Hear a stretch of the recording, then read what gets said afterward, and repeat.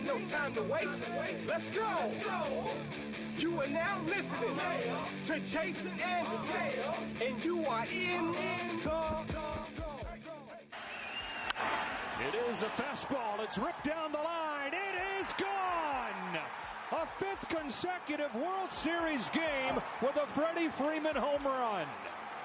And the Dodgers are on the board first in Game 3. Extra men on the rush. Floated downfield and caught. Touchdown, Austin. Second touchdown of the night. Pressure off the edge. Watt returns the favor. That was a sack, a forced fumble, and a fumble recovery as T.J. Watt makes the play.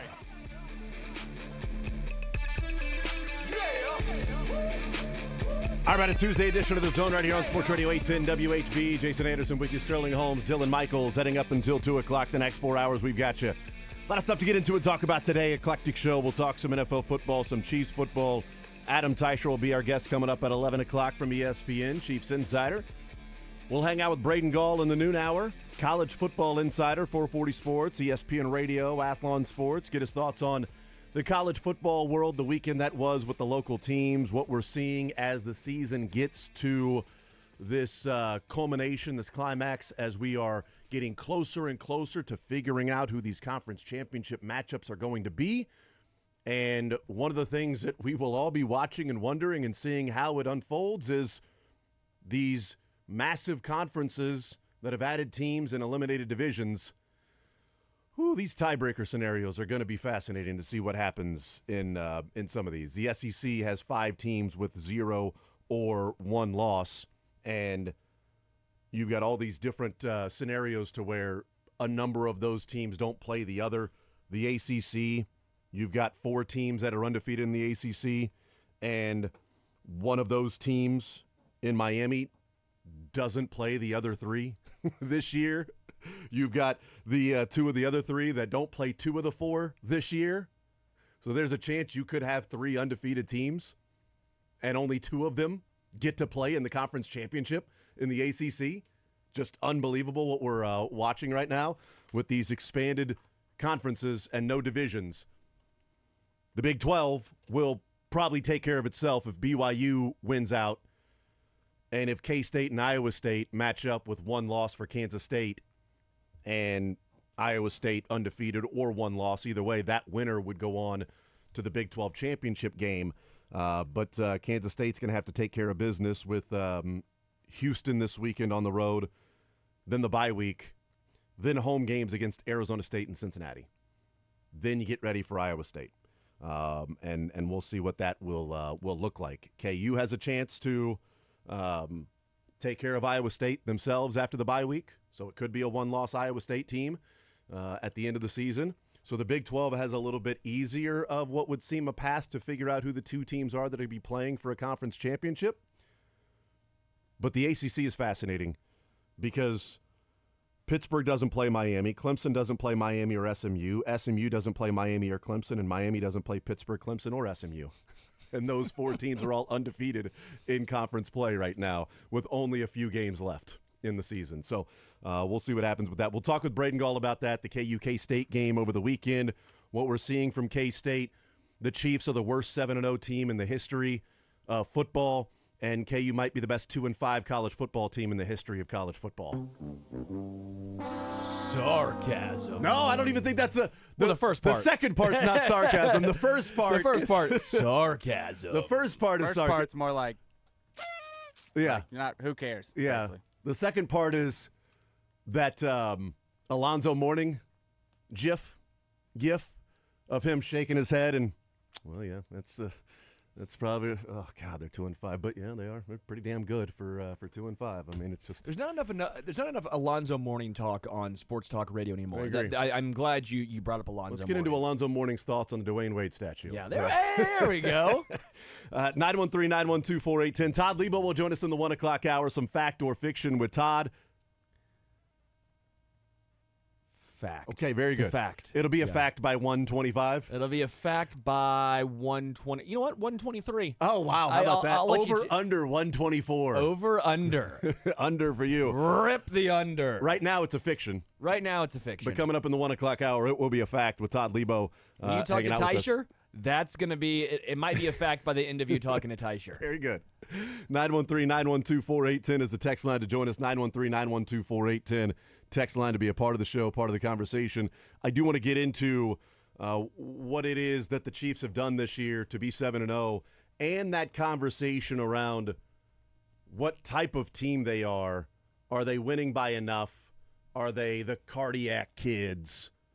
Are they just squeaking by, eking by a fortunate play here or there each and every week for them to win these games, 5 of them by 1 score, starting off 7-0.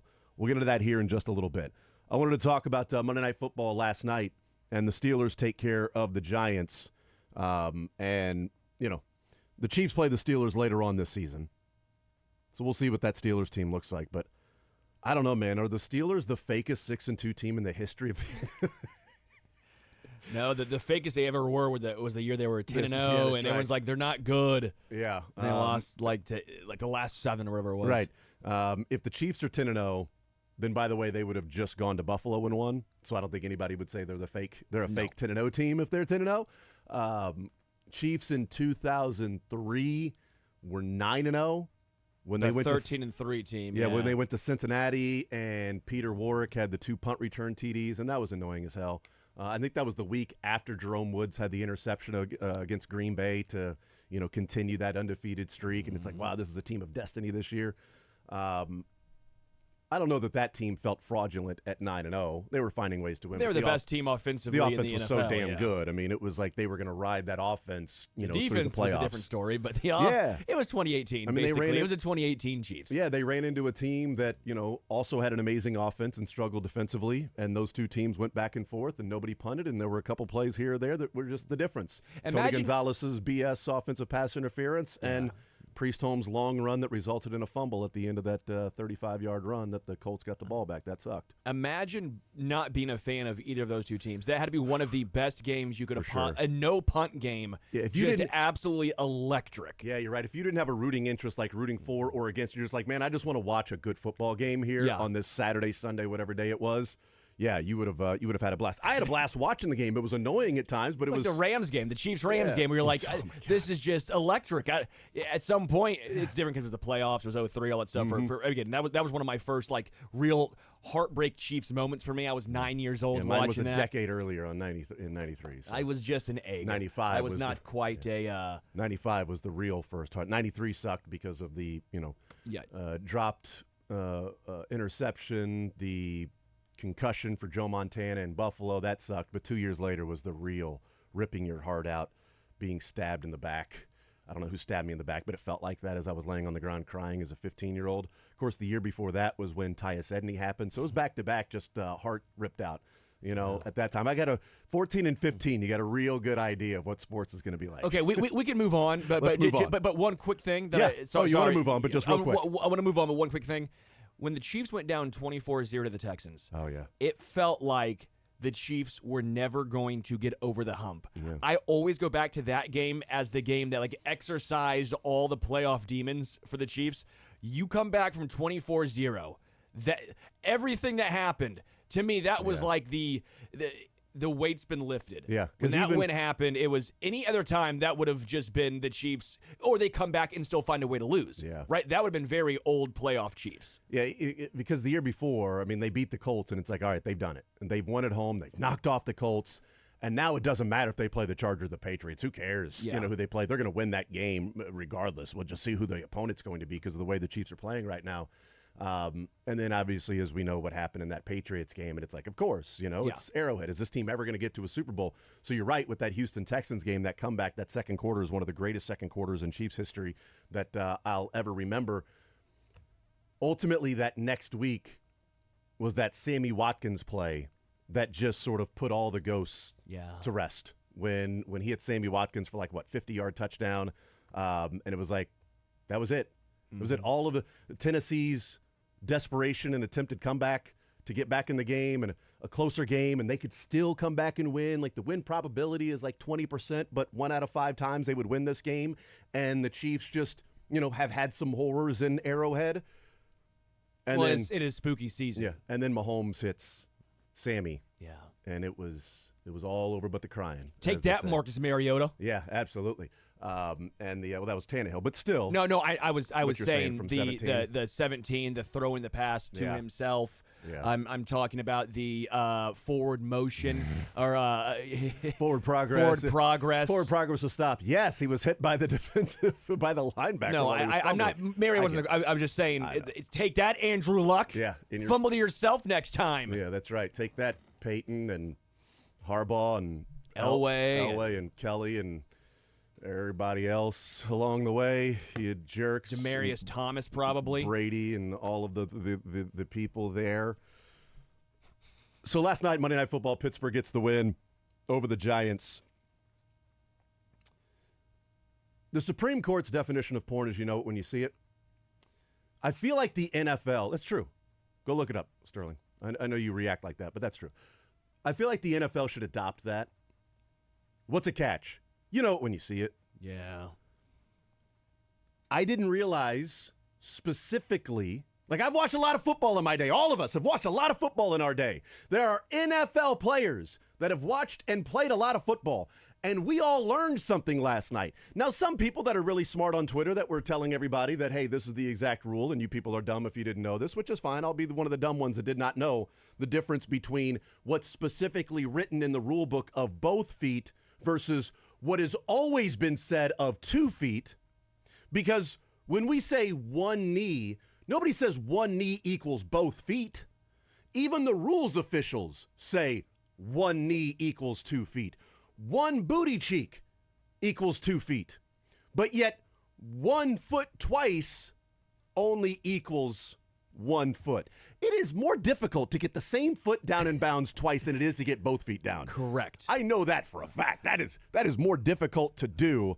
And yet we found out that specifically and literally the rule book says both feet and not just 2 feet. It has to be 2 different feet, which eliminates any one-legged man from ever being a wide receiver in the NFL. And that sucks. That's what I was going to say. It feels like that's discrimination. No longer can we have a one-legged man could catch the ball on the 20 and hop all the way down and go to the Thank God Kadarius Toney got both feet down before he hopped into the end zone. Good call, yeah. Had he hopped all the way and hopped the whole way, that's what Kelsey said last night. Jason Kelsey on the set said, so if I catch the ball at the 10-yard line and I just hop with one leg into the end zone and step out of bounds, that's an incomplete pass? Because I might get 6 feet down, but it's the same foot? Like, you would call that incomplete? When you cross the goal line, I guess it's still... No, you still haven't got your foot down. You still haven't got your other foot down yet. That's the same thing as so it's just a floating ball. Pickens it's a floating ball then at that point. Yeah, it's just an incomplete pass. It's not a crazy, it could happen. I mean, it could happen next week where a guy is thrown into the flat of a running back and he is hopping on one leg and then trying to stay in bounds. Puts it over the pylon. Walking down the tightrope. Yeah. I mean, on the sideline, it reaches the better example, but and reaches over the pylon while he's falling out of bounds, but he only got like 3 feet in. He hopped while he was getting pushed. Yeah, that's a pirate complete could pass. no longer, like a pirate with a peg leg couldn't do it. I think it's 1 foot and a peg leg. If you've got a peg leg, I think that's Buccaneers. Well, that's what I was saying. The Buccaneers. Yeah. It feels kind of like we'll see. Ripping on them. We'll see on Monday night. We'll see on Monday night what the Buccaneers, if they get. I learned that last night, and there are a lot of things that happen in football that it's like, I mean, I've seen that before. Like the muffed punt back into the end zone is a touchback. I've seen that before. Yeah. And so that wasn't a surprise in the KU Illinois game. In fact, it happened in a high school football game last year, Blue Valley West, the Nagy Merritt Bowl. Yeah. In 2023, that happened. It was a muff punt that went back into the end zone. That was a touchback because the punt return team recovered it. So I've seen that before. This is one that I had literally never seen. And let me tell you, for somebody that had George Pickens' first touchdown score last night, that was rough. That was a tough one because I did not have defense and special teams as the first touchdown scorer last night. But still, you didn't have who was the guy that originally scored and got called back, like the third string tight end for the Giants? It wasn't Theo Wilson, but it was the other. Was it Chris Mannertz or whatever his name was? Yeah, not Wilson, but Mannertz got called back because of an illegal shift, which was an illegal shift because I did know this. if you saw the illegal shift, they kept showing the replay after Neighbors was in motion because they thought it was Darius Slayton on the right side that hadn't come set while Neighbors was in motion. But what they didn't show was that when he broke the huddle, Neighbors went over to his spot, never got set, and then ran in motion. And then they snapped the ball while he was in motion. Had Neighbors just come to a stop, like he was still walking over to his spot when Daniel Jones sent him in motion, and he just turned and went in motion. They snapped the ball while he was running. That's an illegal shift. Everybody has to come set, at least. So I knew that. I'm like, show the beginning. Why aren't you showing the beginning here? Yeah, because Troy Aikman was befuddled by that. Well, Troy Aikman everybody was. I'm like, show me, because I want to see like what happened before this. You're showing him going in motion, but what happened before that? When he was set, was Darius Slayton still moving? Was he shifting feet? But they kept showing it later. Then they finally showed it, the whole thing. Like that, yeah, we know that. We also know that if you dive into the feet of a punter, it's a no call right in front of the official, which results in a touchdown. Like for all the flags that crew was throwing, amazing, that was the one that you didn't? I love pointing things out like that on Monday Night Football on national TV because it continues to add to the evidence of the absurdity of the NFL trying to have some conspiracy for one particular team. I'm not sure which team, but one particular team that they go and make the calls that benefit them late in the game. Bills? To help them win. Yes. My bad. Oh, the Bengals. Everyone knows the Ravens. That tiny New York market. Steelers. That tiny New York market, you have to go against that tiny little, it's a village. Yeah, little tiny village. The Rams. Yeah, you get a face mask that's not a face mask call, and the Rams win. You get a roughing the kicker on the Steelers, not running into the kicker. He took out the plant leg. That's a 15-yard penalty. The Giants would have the ball in a tie game at their 34-yard line. Instead, the Steelers are up by 7 by not calling that roughing the kicker. But everyone loves the Steelers special teams coach, so you have to find a fun guy. You have to find a way. He He's is got a all fun that guy. gum and everything. I do root for the chewing guy. gum It's the like whole Alex time. Gordon. It's like he's a big Gordon. That guy's got to have the strongest jaws in the history. Like he's the Brad Pitt of coaches on the sideline and jaws. Like there's always like Brad Pitt is such a fan of his jawline that he's always like chewing gum or has like a sucker or there's something that will show off his jawline. Brad Pitt, I don't know if you noticed that or not. I've never noticed that. I don't. The same thing. Stare at Brad Pitt's jaw, but not an ounce of fat on that guy. Oh my goodness. But the same thing with the special teams coach. You know, not an ounce of fat, but he's always got this huge wad of gum that he's just chewing the whole game, man. I just need him to blow bubbles like Salvi. Yeah. In the middle of an at-bat, in the middle of a pitch, it's like a Salvi full blowing bubbles. bag of big league chew. Yeah, 100%, It's like the man. full bag. Like it's like you're supposed to only take a little bit out. He's like, no, I'm doing the full thing, baby. It's like Little Big League when the guy takes that huge wad of chaw and then just wraps gum around it. It's called Barry Bonds, right? Then puts it in his mouth. That's what we used to call it. It was the Barry Bonds. Back when you did that? It's called the Barry Bonds, no? Am I wrong? No one remember that? I have no idea. Dylan? I'll take your word Do you for it. remember that? I don't remember. I actually don't remember. Barry Bonds. I just remember from, Jace what he's talking about. From Little Big League. No, I know, but then it it became a thing. Yeah. I just remember thinking that was what every baseball player like, did. oh, that must be when they're chewing tobacco, but they make it taste a little bit better. Yep. You know, with the gum. That makes total sense. Yeah, absolutely. Let me try that. Hey, Dad, before the game, can we get some Big League Chew and some chaw? Get a bucket of Skull. Can I get some Skull and Big League Chew, Dad? Come on. It's a big game, okay? And my bad, bucket of Longhorn. Excuse me. That's fine. Either one. Got my chews mixed up Yeah, there. that's fine. So, I mean, so they win last night, and Apparently, Rafael Devers does this, and he calls Does it. he? He calls it gumbacco. Okay. I like that. Yeah, gumbacco, a little gumbacco. So that takes place last night. Pittsburgh sitting at 6-2. They are leading the North by a game over Baltimore. The Bengals sitting 3-5. Cleveland 2-6. And the Steelers have played two different quarterbacks this year, and they keep winning with either one. Russell Wilson looks a lot better than he did with Sean Payton. I have my questions about Sean Payton as a coach if he can't get Russell Wilson to play like the Pittsburgh Steelers. What are we talking about? Running game, Number 5 seed in the AFC, Sean Payton? That's a great point. Yeah. We'll find out. The Chiefs play Denver this weekend, according to Mike Renner, who I like. I like Mike Renner. I think he misspoke, but I do think They play Denver next weekend. So technically, on the weekend, the next weekend they do play Denver. I give the next they weekend gotta, they play. Yeah, it's next weekend they do play Denver. You're right. Though Russell Wilson looks good, and if you're Mike Tomlin, I thought this was a big game for Russell Wilson because if you lose to the Giants at home, there's no chance you can't go back to Justin Fields. So for me, I go, this is a lot of pressure on Russ. Yep. Because when you play a bad team like that, you have to win. There's no excuses. No matter what you do, you have to win that game.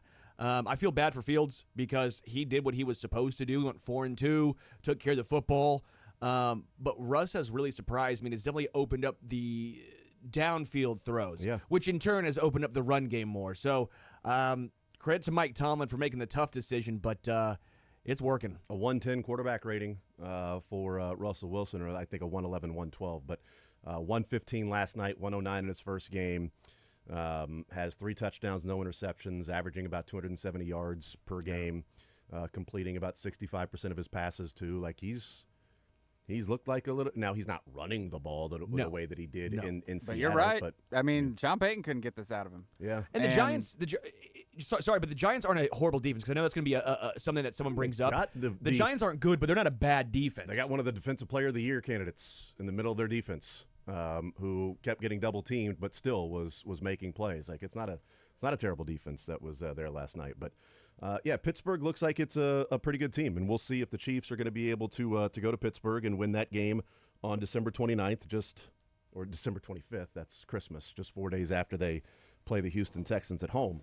So they go to Pittsburgh 4 days after they face off against the Texans. That's going to be a tough stretch. We'll take a timeout. We'll come back. I want to talk a little bit more about the Joshua Uche trade. Bill Belichick weighed in on that yesterday about what the Chiefs got in Uche and what they gave up for Uche. I also want to talk about how close these games have actually been for the Chiefs. You know, this common rhetoric of they're eking by, they're, barely winning these games. They're frauds, fake, worst 7-0 team. They are the worst 7-0 team in the NFL this year. They are the worst 7-0 team this year in the NFL. I can promise you that.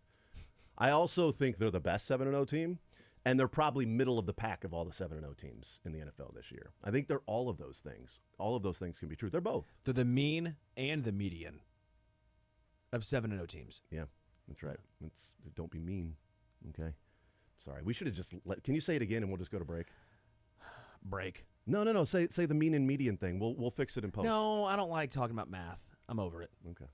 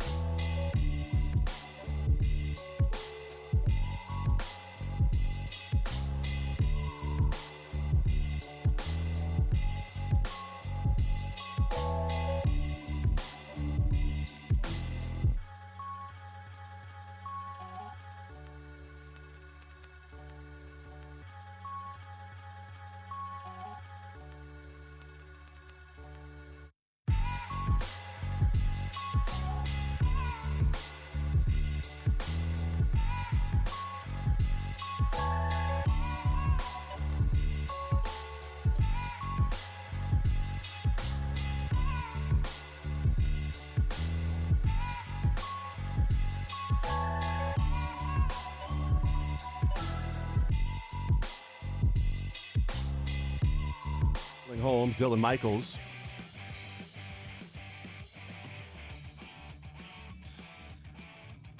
(913-912-4810) is the text line to join us. 913-912-4810. Text says 17-0 LFG. That means let's freaking go. And you know there's going to be some national media person that would say, this is the worst 17-0 team, and be completely serious. And be right. Yeah. Because they would be the worst 17-0 team that year. Also the best 17-0 team that year. Like that's just factually correct. Thought you were saying of all time, because truly, 17-0 Dolphins didn't play anybody. And they also didn't really have to play 20 games. So I think this team beats that 72 Dolphins team. I just think that's I feel strongly about that. Well, I mean, they got to be, like very old by now. They got to be in their 70s. Yeah, some of them some 60s. aren't even alive. But to so Sterling's point, second stringer and third there stringers. might be some national media guy that will come out. Well, it'll probably be Mad Dog. They'll come out and say that the 72 Dolphins had a better season. What's Mad Dog mad about today? Good afternoon, everybody. All right, let's hear from I wasn't going to play this clip, but then I started looking at the Chiefs in the second half and what they've done and how, quote, unquote, close the games have been, how fraudulent, fake is the term that's being used the last 24 hours or so. How they have eked by in some of these games. So I do want to talk about that, but here's the clip that people are discussing. This is on CBS Sports Network. This is Mike Renner weighing in after Pete Prisco says the Chiefs are going to go undefeated. I think Prisco's crazy for saying they're going undefeated. This is one of the fakest undefeated teams right now in the NFL. They're blowing nobody out. 5 one-score wins so far in the season. They ain't going undefeated. They're going to drop one. They could lose to the Broncos this upcoming week. They are a good team. They're not a great team. They're not going undefeated. Really? So you got a hater. Mike, how many teams are better than the Chiefs right now? I'm not saying anyone's better than them, but they're not this juggernaut that goes undefeated, right? There's a reason one team did in the past 25 years, and they were blowing teams out left and right. They're doing the Patriots, so it just ain't going to happen. I'll say, though, at the risk of being yelled at, I don't think his take was crazy. Like, I think he's probably, more right than any. I mean, he's saying they're not going to go undefeated. I think Pete Prisco is crazy saying they're going undefeated. They haven't won games by a large margin. There is only one team that we've seen go 16-0 in the season, and they were just incredibly dominant throughout the season. Did he call him one of the most? I think he said he was the fakest. They're the fakest 7-0 team this year. No, which is hilarious because they're the only undefeated team this year, guy. Like that part. Yes, that part is different than what his general point was of this is the NFL. They're not going undefeated. Which I agree with. But you said you can't say they're good, not great. Well, then who's better than them? Well, no one. Then there's no great teams then. What's your definition here? Wrong. At least the teams that they would play. Who's better than them in terms of them going undefeated in the regular season? Again, if they get past Buffalo, I said that we would start the conversation on November 11th. That's when I would really get serious about it, is November 11th, because that would mean they got through the Buccaneers, they got through the Broncos, and then that would start the week of the Bills, to where you say if they get past this game, then you're really talking about a legitimate chance of going undefeated. But that's still 2 weeks away of us, discussing that. And so I've said November 11th. The beginning part, yes, is dumb. They're the fakest 7-0 team this year. I know what he's probably meaning. They're the fakest 7-0 team or undefeated team, whatever. Let's talk about this. So we heard that. People played that. Let's talk about what it is that the Chiefs have done this year. And very quickly, if anyone's going to look up that 2007 Patriots team, they did blow almost every single team out. They played They only played in 4 in the regular season. 4 one-score games. Yeah, they were incredibly dominant. I mean, they're the number 1 offense and the number 4 scoring defense. Yeah, they averaged 37 points a game and gave up 17 points a game. It's just how crazy that Super Bowl was that they did all of that and then couldn't score in the Super Bowl against Spags. Also, the Chiefs are not going to lose to the Broncos this weekend. As he said, they're the fakest 7-0 team. They could lose to the Broncos this weekend. Now, if he said they could lose to the Broncos the next weekend that they play a football game, then he would be correct because they play Monday night against the Buccaneers, and then they play on a weekend against the Broncos, but that's not what he said. Okay, so moving past that. I don't think his take was all that crazy in terms of saying, I don't think they're going to go undefeated. All right. Let's talk about the frauds, the fakes, because we've seen that a lot of different places. The Chiefs, 7-0.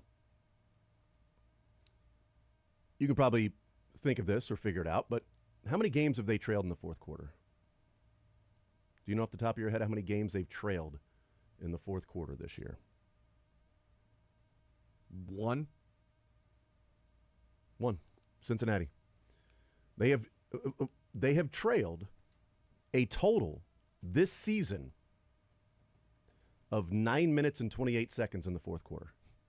A total of 9. That's almost 2 full games worth of fourth quarters. So 7 games, 7 quarters of fourth quarters where they have trailed for 9 minutes and 28 seconds total. That was just against Cincinnati. 9 minutes and 28 seconds total.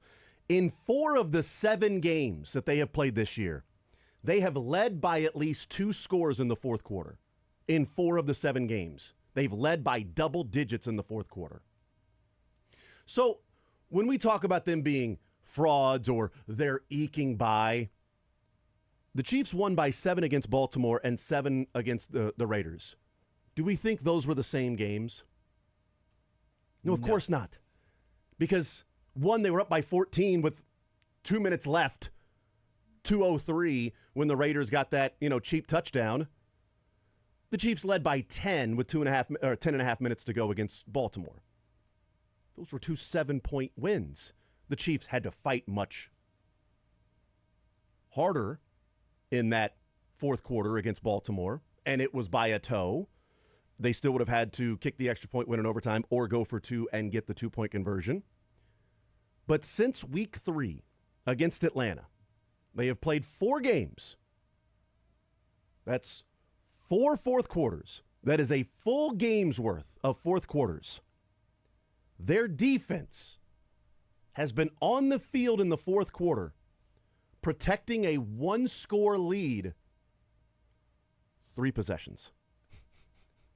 3 possessions. So the nerves in the last 5 weeks of football, because 4 games and an off week mixed in, the last 5 weeks of football for Chiefs fans, they have had to watch the opposing team with the ball, not the lead, with the ball in a 1-score game, and the Chiefs defense out there.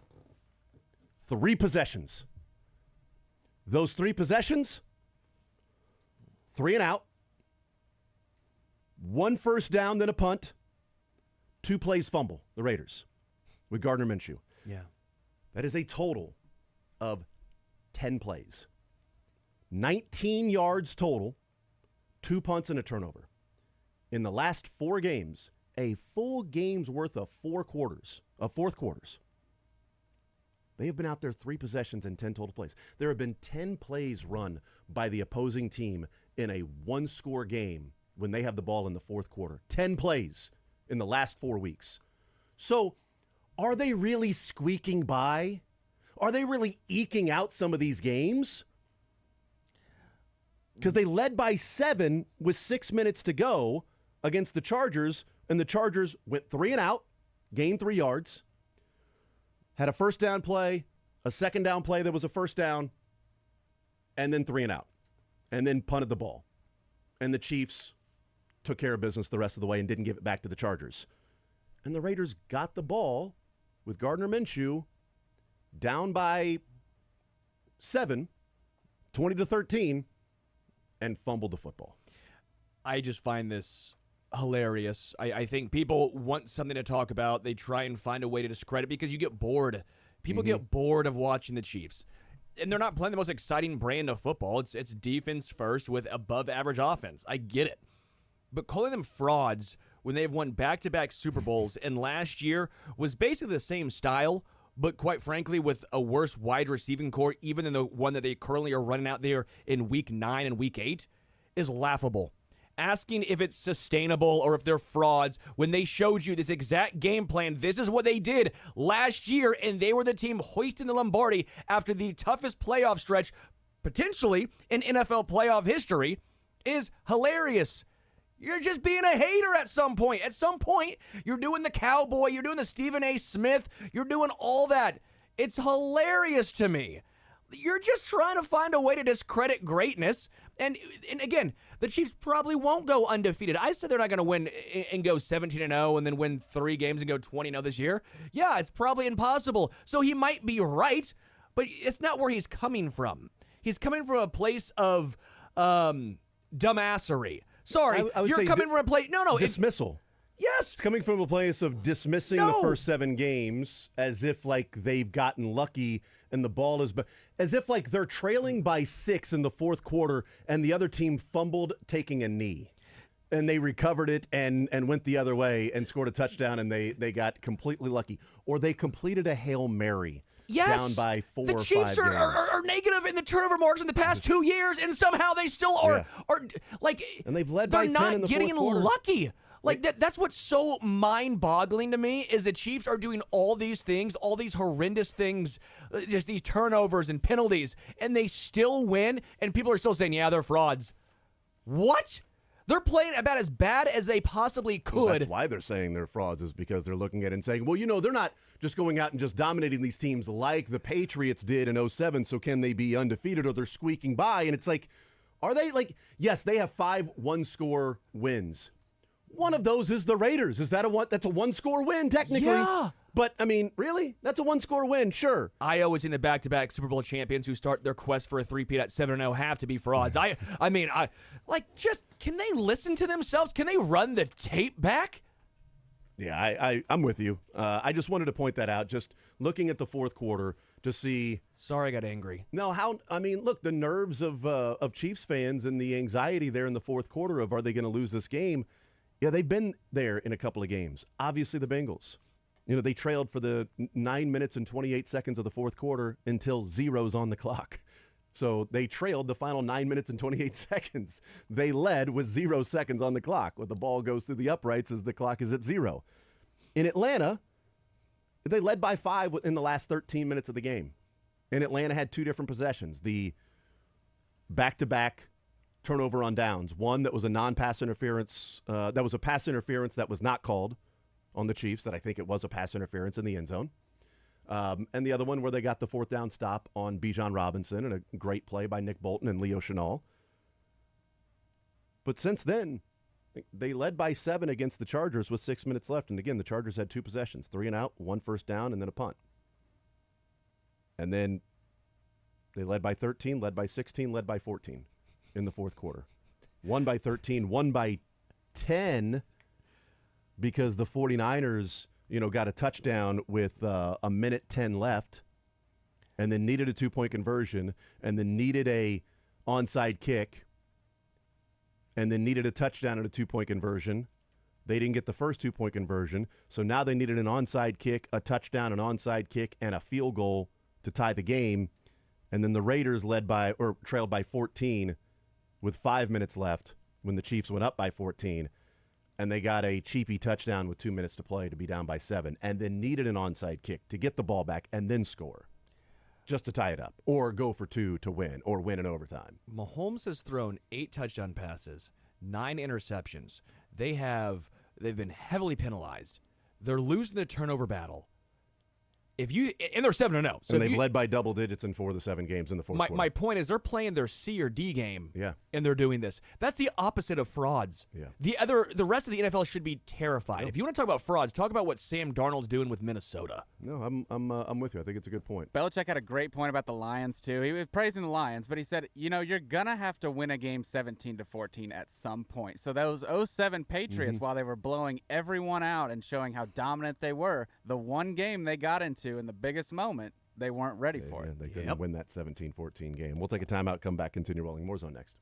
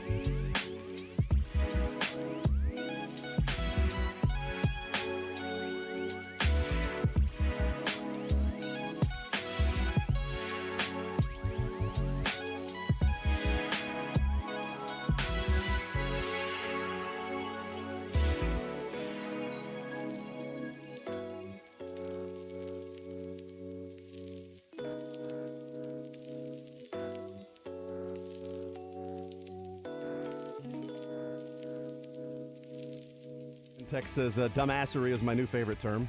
Thank you. There you go. Thank you. The Jameis Winston of bad quotes is me. Well, I guess the Jameis Winston of quotes. Yeah. Tex says they're trying to be shock jocks. Just want to be Todd Lebo. We should get that framed in here. That'd be great. It's a good one. Absolutely love that one. Tex says, dang, sure would be better for my Hawks to have all those one-score wins. Yeah, that's absolutely right. The Chiefs are the worst 7-0 team, and the Jayhawks are the best 2-5 team. Mizzou basketball last year was the best winless. No, they weren't actually. No, they were just Dude, bad. They were just terrible. They were just you a know bad team. There's not even anything you'd say to them. They were just bad. They were just a really, really bad team. Namaste. I calmed down in the break. I was angry. Yeah, because we got off air and I started yelling. You started yelling at Todd for some reason. I go. Like he walked in just to see how you were, how your day was going, and then you just started yelling at him. I just yelled. These people don't know what the word fraud means. They don't know what the word fraud means. Pick up a dictionary. Read a book. Screaming at Mike him about Renner? what he was wearing, and then started going in on his daughter's wedding or whatever, and talking about how bad you thought it was. Like, gosh, that was out of line. I mean, if I wasn't invited, that was it out couldn't of have been line. that great. Let's be real now. No, that's what made it awesome. Yeah. It was so good. Didn't have to worry about some dumbassery going on at the Levo wedding. Yeah, that's right. Somebody out there just being a fraud, acting like, oh, you know what marriage is all about. How do you know? Would You've have been married for 5 minutes. It would have been wedding crashers, because I don't know anyone there besides Lebo. Going up to Lebo's daughter. Let me give you some marriage advice, okay? The fakest 3-week married couple at this station. Things are great. At this station. You are the fakest less than a month married couple at this station. I'm also the realist. Yeah, but they're the fakest. Are you as saying well. I'm fraudulent, Mike Renner? I don't know. I like Mike Renner. Well, that was a bad take he had. Well, I mean, I think the fake part and I think the general take. People getting emotional. Yeah, I think the general take is not that bad. I don't think they're going to win 17 games in a row in the regular season. Okay. Yeah, probably not. Adam Teicher next.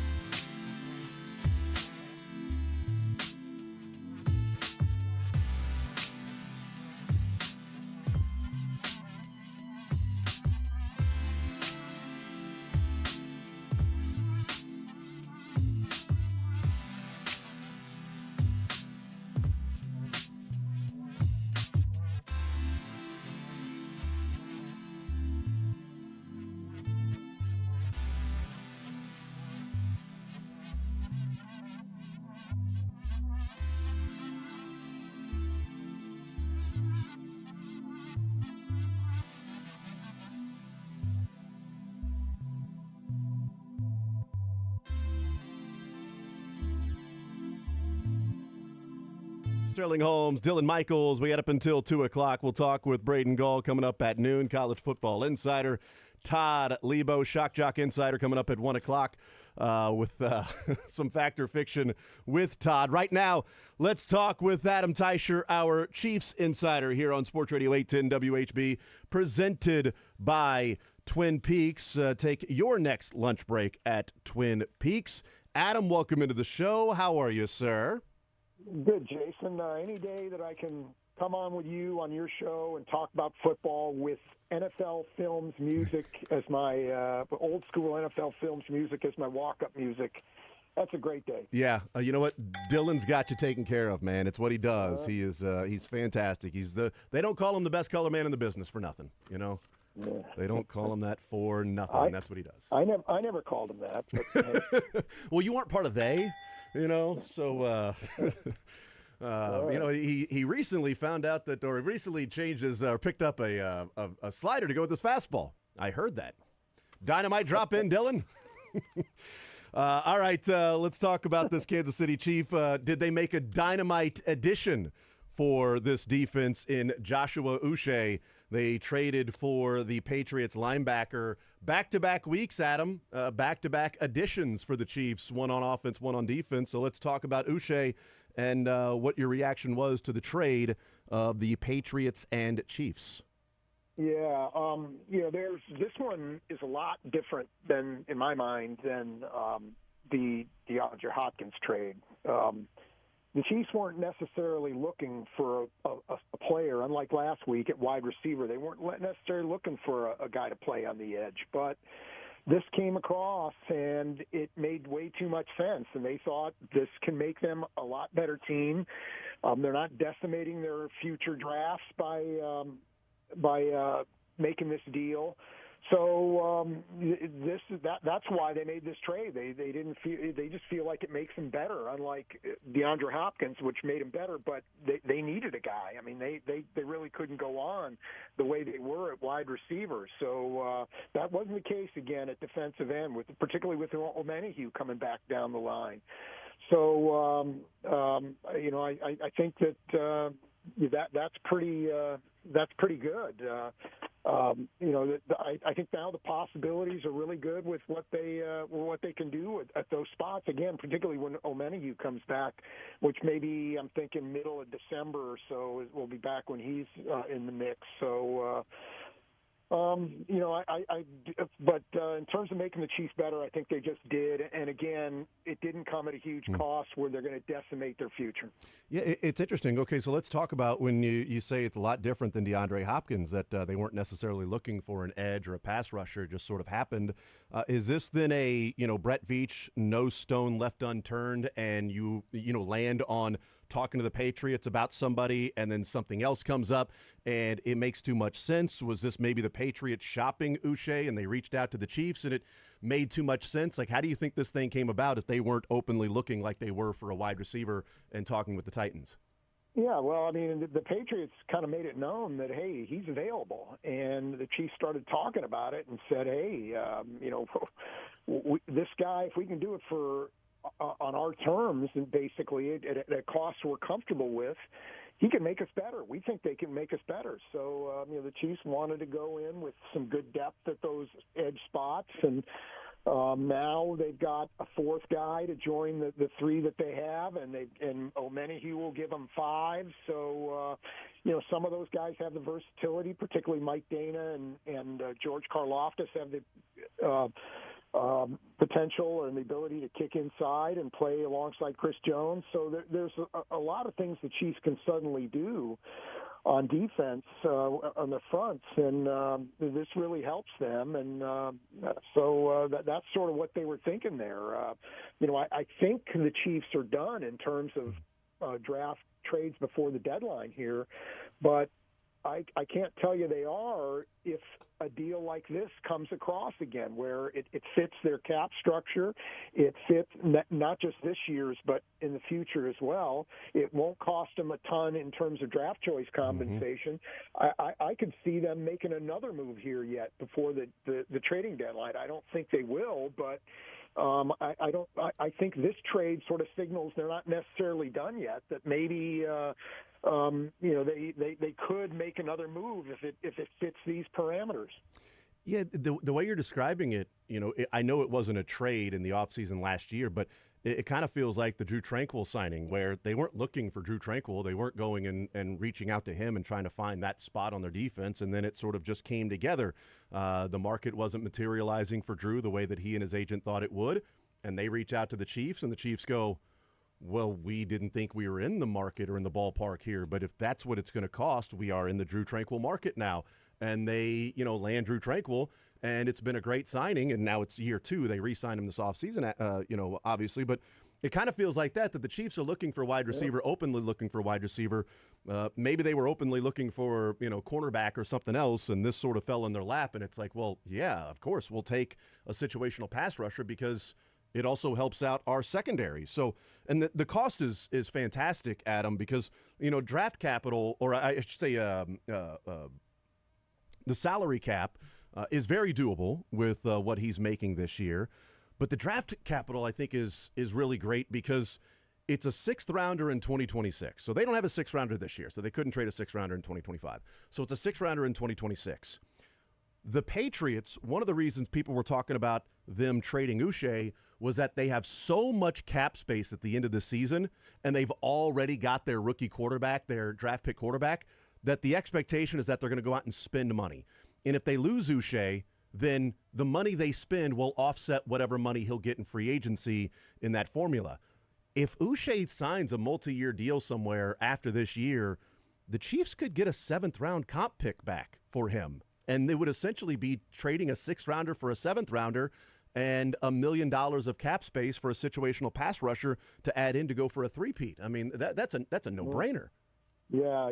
If he's a piece who can help you win another Super Bowl, dropping down around is a no-brainer, no doubt. And even if they don't get a 7th, which I think they probably would, it's still worth that. Yeah. And your comparison earlier to Drew Tranquill is pretty much spot on. I mean, this is just sort of the guy who was floating out there, and the Chiefs said, you know what, we think, like Tranquill did, he can make us a better team, even though we don't have a pressing need at his position. And so this is what the Chiefs did. I mean, that's a pretty smart move, and that's why I say I don't expect them to make another move before next week, but I'm not counting it out. And this would probably be the type of deal that it would have to be. Yeah, visiting with Adam Teicher from ESPN. All right, what does he bring to the table then, Joshua Uche, for the Chiefs?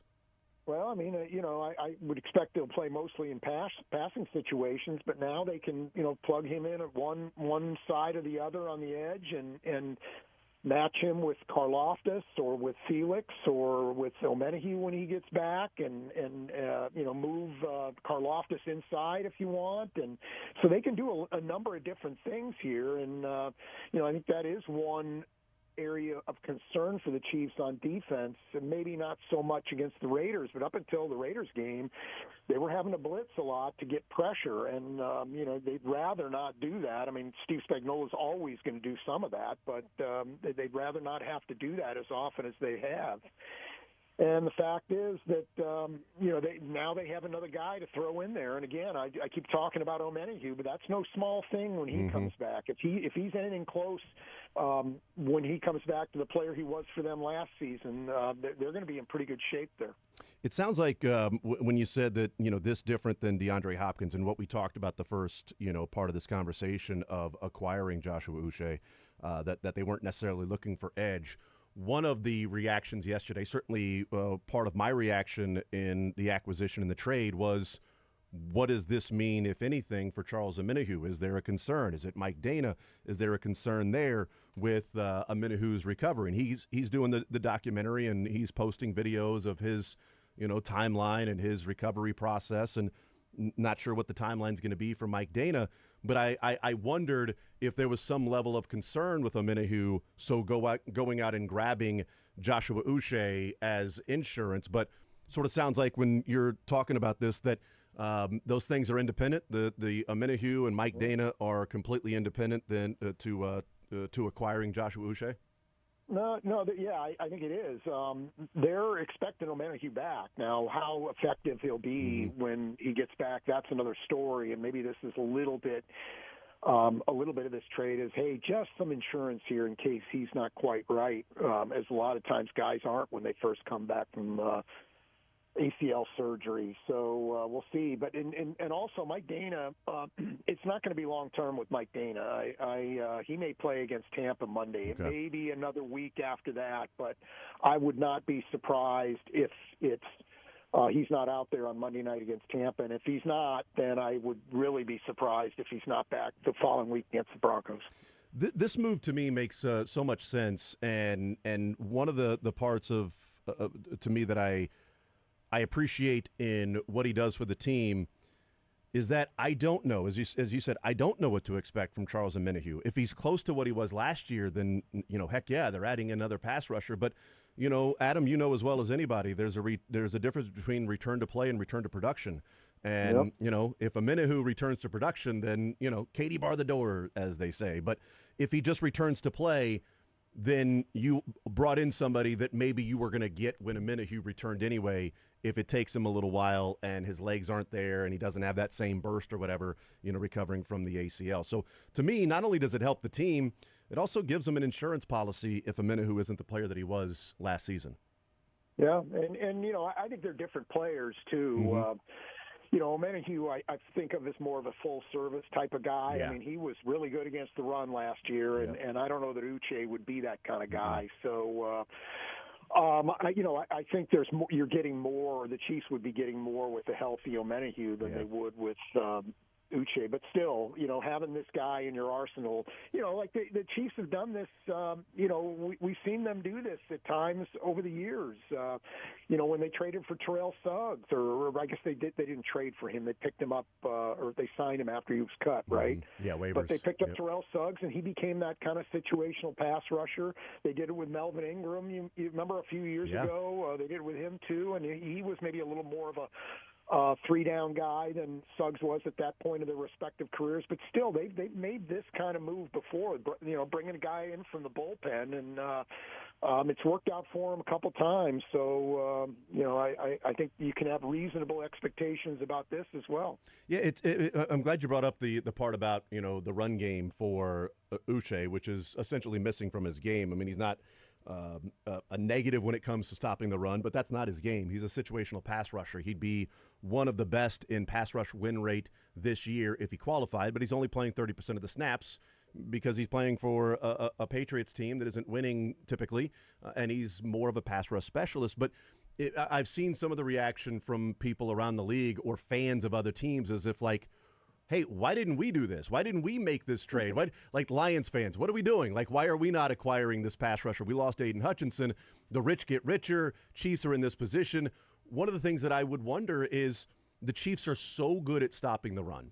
Like, they are built to stop the run. One of the best front sevens in football, and whether it's scheme or just ability, winning one-on-one, run fits, how well they play, they are phenomenal at stopping the run.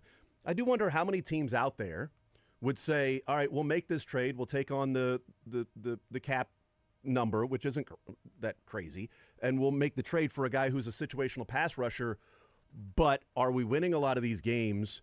And two, are we already so stout against the run that we don't need anything from him in stopping the run? Like, we don't need anything from this guy in stopping the run. Yeah. So I think for the Chiefs, it makes so much sense. Whereas other teams may look at it and go, yeah, we're looking for somebody to help us, but we can't have a one-down guy situationally that comes in from time to time, and we need that to save for somebody else that could be a three-down lineman. Yeah, that's why maybe he makes more sense for the Chiefs than he would for, say, the Lions or another team. Is that the Chiefs can afford to play Mike Dana and George Karlaftis and throw Felix in there on first and second down, and then bring Uche in on third down. So I think there's a lot of truth to that his skills and how the Chiefs are built make him maybe make more sense for the Chiefs than to a lot of teams. Adam Teicher from ESPN is our guest, presented by Twin Peaks. How does this help the secondary? You know, I wondered if the Chiefs were going to go out and make a move for a secondary piece. And, in fact, I thought maybe the Patriots would be a team with Jonathan Jones that they would trade with. So if you told me last week, you know, the Chiefs make a deal for a defensive player from the Patriots, I would have guessed it was Jonathan Jones, cornerback, but he would also be about $4 million, against the cap the rest of the way. So that would have to be worked out in some way, shape, or form. Probably cost you more than a 6-rounder in 2026. But I do wonder if there's an element here, Adam, of, okay, so what's the secondary market look like? What's the corner market look like? And if it's not great, if it's going to cost too much, well, then how do we help out the younger players in the secondary? All right, maybe we don't blitz as much if we can put pressure with our front four, which they haven't done a great job of this year, and Uche could do that. So how much do you think this, with his ability to rush the passer, will then have a positive effect on trying to figure out who that second and third cornerback is for this team?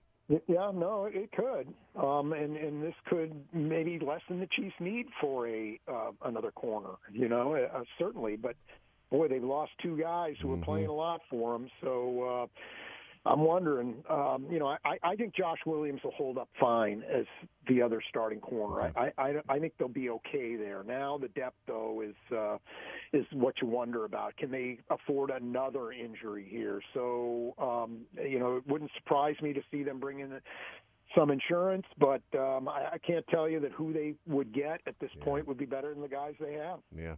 Adam Teicher from ESPN is our guest. We'll take a timeout. We'll come back. We'll continue rolling. We'll talk about this Chiefs team. They beat the Raiders by 7. It's a 1-score game, but that really wasn't a 1-score game there in the fourth quarter when they're leading by 2 touchdowns with 2 minutes to play. We'll talk about that. Buccaneers coming up on Monday night. Offensively, what this team looks like, what Adam thought of DeAndre Hopkins in game number 1, and some other things with this Chiefs team getting ready for a Monday Night Football matchup against the Buccaneers. We'll take a timeout. We'll come back. More Zone next.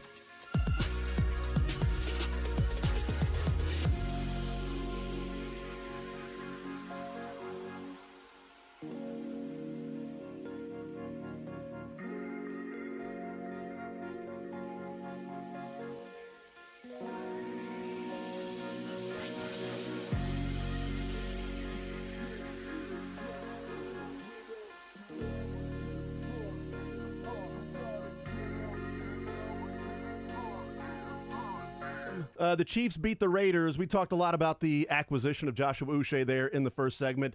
Your takeaway from the Chiefs beating the Raiders, it wasn't as dominant of a feel as I thought it would be in the game. It was a backdoor cover for the Raiders, whatever. What did you take away from that game, the Chiefs moving to 7-0?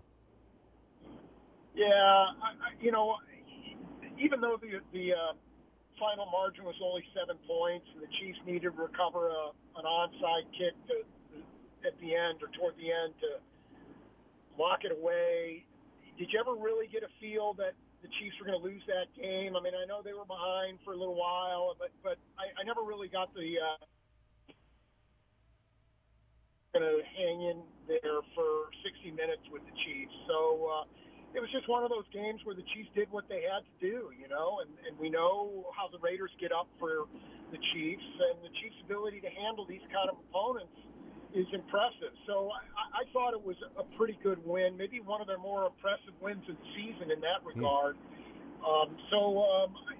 Hey, I maybe didn't see it like other people. I didn't see that as a 7-point game. I thought it was, to me, it had the feel of being a little more lopsided than that. If you were sort of watching the game and not keeping score, I think you would have thought the Chiefs had a bigger lead than what they did. Yeah, I'm with you as well. If it was like one of those old school games, like old school college basketball, where they never showed the score, except for like when they went to commercial break and you just sort of had to keep track of it on your own in your mind. Like if that was the case, you're like, man, what are the Chiefs up by, like 15, 16 points here in this game? No, that obviously was not the case. But Adam Teicher, go ahead. Yeah, the game just had that kind of look and feel to me, and I never really thought the Raiders, they had that nice first touchdown drive early in the game, but after that, I never really felt like they were a threat. Yeah, the defense has done that this year. They've had the opening drive touchdowns they've given up or opening drive scores, and then they have buckled down and played some great football. I mean, between the 10-point lead or the 10 points that the Raiders got on their first two drives and then the 80-yard drive when the Chiefs were up by 14, they gave up a total of 20, 22, 29, 20, 23 yards in the next 7 possessions. Right. 23 yards, 7 possessions for the Chiefs after the Raiders put 10 points on the board before they got the ball when the Chiefs were up by 14 points. What did you see from DeAndre Hopkins? 3 targets, 2 receptions, both those in the first half. One, the third play of the game. Another one, the last play of the first half with a great 16-yard catch by Hopkins on the sideline. What did you see from DeAndre in his first game as a Chief? Yeah, good start for him. Didn't play a ton, so more than I thought he would. Yeah. Though, but still not a ton. But hey, I feel like that was a pretty good start. It looked to me like he was getting open more than his stats might show. That they could have gotten him the ball a little more. So I expect that to happen as we go forward here. So I thought it was a pretty good start and something to build on, no doubt. Yeah, the Patrick Mahomes talked about it after the game and said, there were plays where I went back and looked at the tablet and he was open. He mentioned the touchdown, and I didn't notice it in real time, but going back and watching it again, the touchdown to Travis Kelce, Hopkins was wide open at the top of the screen. He just beat his man and was standing there, a yard deep in the end zone, sort of waiting for the ball, and Mahomes hit Kelce. It's National Tight End Day, Adam. It's not National DeAndre Hopkins Wide Receiver Day. It's National Tight End Day. You know who to throw the ball to to get the touchdown. Just there be smart go. about that. That's I'm sure why Pat Mahomes went that way. For sure. It's not, and against the Bucs, it's not National Tight End Day. Now you throw to Hopkins for the touchdown. Yeah. Well, to be fair though, go back to look at that the play where the hook and ladder play where Kelce caught it and pitched it to P. Ryan. Go watch Jody Fortson, another tight end on that play. Jody Fortson was open. So maybe Mahomes just wanted to make it National Tight End Day for one guy or something like that. One guy, yeah. He didn't make it. Let me tell you this. He didn't make a National Tight End Day for Noah Gray. All right? Noah Gray didn't have 25 yards receiving. I know that for a fact. Adam Teicher from ESPN is our guest. You mentioned it. How surprised were you that he ended up playing, 32% of the snaps? I mean, I would have bet the under on that, anything at 30%, like under. I mean, I think he's going to play a number of snaps, but I don't think he's going to be in there in 23 of them. What does that tell you maybe moving forward for DeAndre Hopkins? If he got in there 32% of the snaps in week number 1 by being in the building for 4 days, then what does that maybe tell you about his playing time and how quickly he can get ramped up and acclimated to this offense? Yeah, I think by Monday night's game, if he can do this quickly in 2 days, basically of preparation, then I think you can expect something close to a full load against Tampa on Monday night. So we'll see. Maybe that's a little ambitious, but I would expect that he would be their number two. Let me see whether Juju plays or not, and maybe this changes if Juju plays. But if Juju doesn't play, I would think that Hopkins will play maybe more than any of their other receivers, other than probably Justin Watson. Do you think if Juju comes back and he's fully healthy, or when, let's just say this, when Juju comes back and he's healthy, is DeAndre Hopkins getting the reps percentage-wise that Rashee Rice was getting, and Juju Smith-Schuster goes back to getting the reps that Juju was getting when Rice was healthy, or are they splitting that, or has Juju earned more reps as he move up in that? Maybe Justin Watson takes a step back. How do you think that goes about? Do they find a way to get more plays more times than not that DeAndre Hopkins and Juju would both be on the field at the same time? Yeah, I don't know. That's a good question. I don't know how they're going to split all that up. That'll be interesting to see what they do. I just think if you look in terms of pure production, then Justin Watson would probably have to be that guy. I mean, I think you want to get Juju out there. There's a reason they brought him back. I think you want to certainly get DeAndre Hopkins out there a lot. You want to give Worthy his share of snaps. I don't think you definitely want to cut back on his number of plays. And so where's all this going to come from? So I think that Watson is probably the guy who'll take a step. And another thing, I think the Chiefs are doing a nice job of getting some production out of McCole Hardman when he's been in there. He's not playing a lot, but they're getting something out of him when he's playing. So I think that's a guy that needs to play a little bit too. So my sense is it'll be Justin Watson losing at least some of his snaps. Visiting with Adam Teicher from ESPN. The Chiefs go into the bye week after that New Orleans game where they went 2 of 7 in the red zone. And that bye week and coming out of that was a lot of talk about the red zone. Patrick Mahomes talked about it. Matt Nagy talked about the red zone and penalties and turnovers and negative plays and, hurting themselves. And in the last 2 games against the 49ers and the Raiders, they are 7 of 9 in the red zone, 7 touchdowns, 9 trips, 2 field goals. So they've gotten points every single trip. What's the difference that you've seen? I've seen a number of people, and on this show, it's like, that's Kareem Hunt. That's the difference in why they're converting in the red zone. Is it as simple as Kareem Hunt, or is there more to it of this team, converting 80% of their trips to the red zone after being one of the worst in the NFL through the first 5 games of the season? I think there's something to the Kareem Hunt thing and their run of the ball. I mean, at one point I was charting – I didn't finish this as the game went on, but at one point I was charting how many runs they had inside the 10 versus passes, and they were pretty run-heavy, which they hadn't been earlier in the year. They were, I think, 4 out of their first 5 plays, if I'm not mistaken, inside the 10 last week were running plays. One of those was the touchdown with Hunt, so they've been pretty effective doing that. I think there's been a little bit of a shift in philosophy or shift in play calling, whatever you might want to say, that, hey, we're going to be a little more committed to the run down here and see if we can't make that work, because now maybe as opposed to before, they're a little more comfortable with their running back getting something positive out of it when they do give them the ball. So I do think it has a lot to do with Hunt and also the fact that they're more committed, it seems to me, in running the ball down there. Yeah, I'm trying to look. I'm trying to pull it up real quick here. So the Chiefs get first and goal at the 7-yard line after the pass to Justin Watson and then the roughing the passer call. So they've got first and goal at the 7-yard line, and they threw it 3 times. And that was the red zone trip that they did not score a touchdown on. Was they got down there, and as Mahomes incomplete, Mahomes shovel pass to Kelsey for 2 yards, in which McCole Hardman was like, hey, dude, if you'd have just handed me the ball, there's nobody over here, man. I was wide open. That was a touchdown. And then the incomplete pass to Xavier Worthy at like the 1 or 2 yard line that Hobbs knocked away, and then they kicked the field goal. So, you know what? Maybe there is something to that. They got down first and goal at the 7, and they went pass, and they picked up 2 yards and kicked a field goal, where the other trips down their goal to go, they've been handing it off, and they've been scoring. Well, I do think there is something to that, and they were doing a pretty good job running the ball down there, and they got a good back for that kind of situation now. So I think they need to keep that part of it going.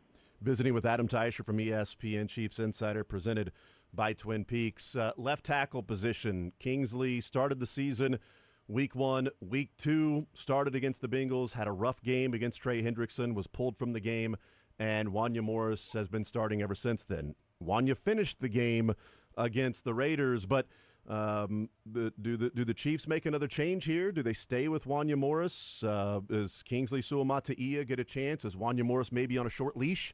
And if he struggles some more against the Bucs, that they go to Kingsley? What do you think they're looking at left tackle after the rough game from Wanya against the Raiders? Yeah, that's a little bit of a dilemma, I think. You've got one guy who's struggling, you benched him, and now you got another guy who's struggling, and that's not that's not an easy dilemma, and it's a little bit telling to me that the Chiefs were relatively quick with a hook on Suamataia against the Bengals a few weeks ago, and yet with a similar type of game from Morris in Las Vegas, they weren't quick with the hook there. Maybe that's a little telling in how they are intending to they're intending to keep the status quo here. They feel like Suamataia is not the answer here. I don't know how this is going to go, but I'm curious to see myself exactly what they do. But whatever they do, it has to get better, because that was not up to a Super Bowl champion level the other day in Vegas. And so one way or the other, they've got to fix the problem. Is it just me, or maybe it's anecdotal, but I kind of feel like the longer Wanya Morris has played, even last year when he filled in for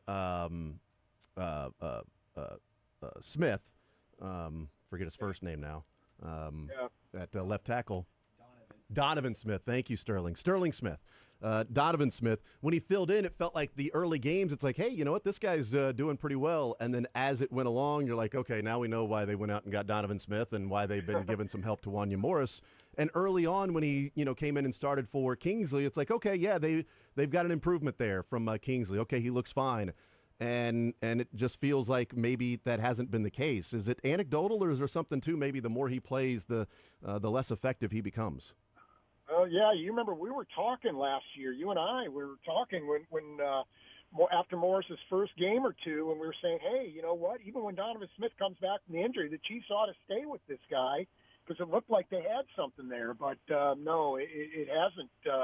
It wasn't that way, and maybe there is something to that. But certainly, I thought he was acceptable before the Raiders game, but clearly that game got away from him, and that was, at least in my eyes, that was his worst game. Yep, for sure. Adam Teicher from ESPN is our guest. Okay, next time we talk, we'll be breaking down the Chiefs and the Buccaneers matchup.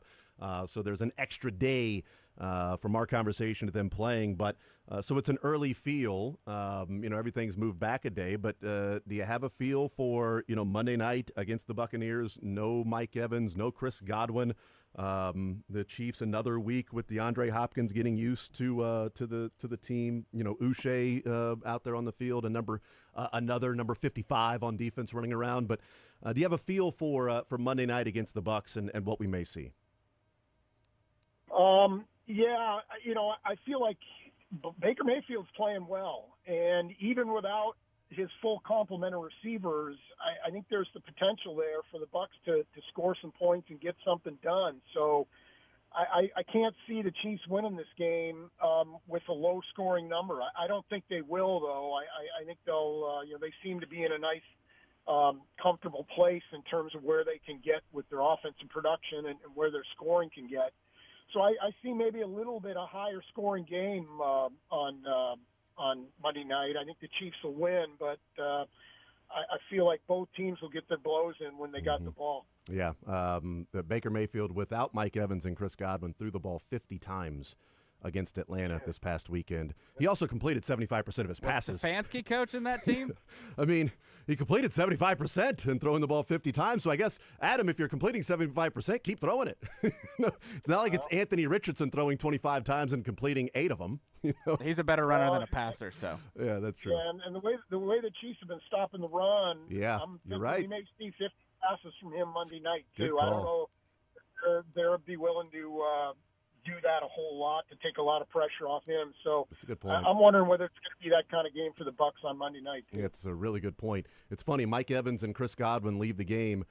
In the last 2 weeks, Baker Mayfield has thrown 45 passes and 50 passes. It's like the Tampa, like, oh, thank God Evans and Godwin are gone. Now let's pass the ball. Let's get it to our playmakers, McMillan and K-Dot. And so we'll see. It's another really good tight end the Chiefs will be going up against in K-Dot, and we'll see what they do this weekend. But, yeah, it's a good point. With the way the Chiefs stopped the run, I'd probably take the over on maybe attempts and at least attempts for Baker Mayfield. I don't know about completions there. Adam Teicher from ESPN, Chiefs Insider, presented by Twin Peaks. Adam, as always, great stuff. Appreciate the time, brother. Enjoy the game next Monday, and we will talk on Tuesday breaking down what we saw the night before. Thank you, man. You bet, Jason. Looking forward to it. Absolutely. There's Adam Teicher joining us. Again, presented by Twin Peaks. Step up your lunch game at Twin Peaks. Enjoy light yet hearty combos put together for you, available at an awesome price. Enjoy your next lunch break with Twin Peaks. There's Adam Teicher from ESPN. We'll take a timeout. We'll come back. We'll continue rolling more zone on the other side of the break. It'll be Braden Gall coming up at noon, our college football insider. More next.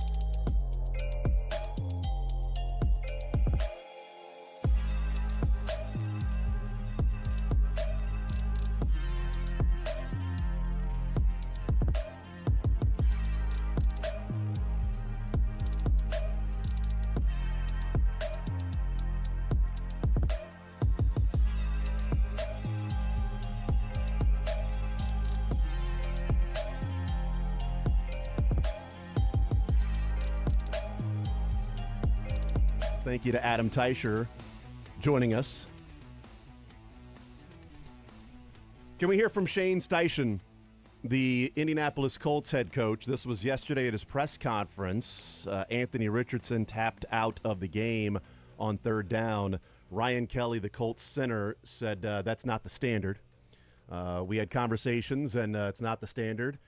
There's other things that we talked about that we'll keep private with him, but he understands, what's expected of him.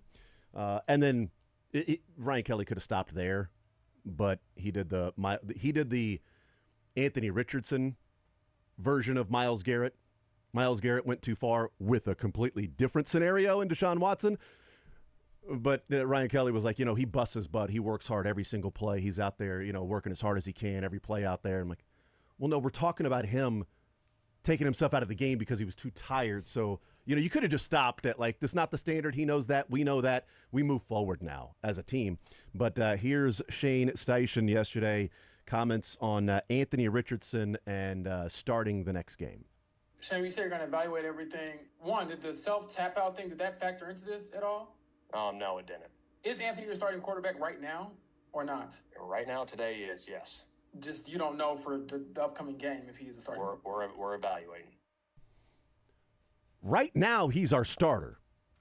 On Monday afternoon, he is our starter.